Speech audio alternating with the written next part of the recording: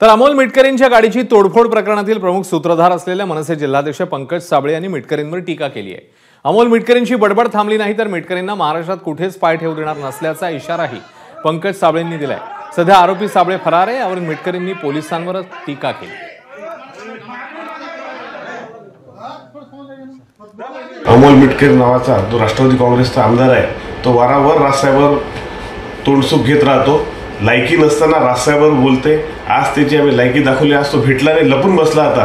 आज कार्यकर्त्यांना जे उत्तर दिलं ते उत्तर दिलं। यानंतर जर अमोल मिटकरी असाच बडबडपणा जर सुरू ठेवला तर महाराष्ट्र सैनिक त्याला महाराष्ट्र फिरू देणार नाही, याची त्यांनी दखल घेतली।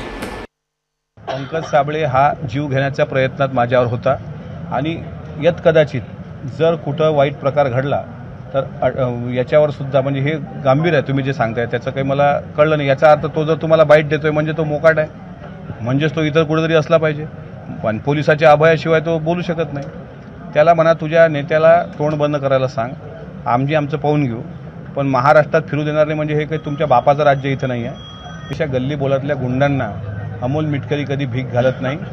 हे कितीही जोर मारतील त्याच्यापेक्षा जास्त जोर आमच्यात आहे। फक्त काही प्रोटोकॉल आम्ही पाळला, नाहीतर पंकज साबळेला त्याचं उत्तर मी दिलं असतं।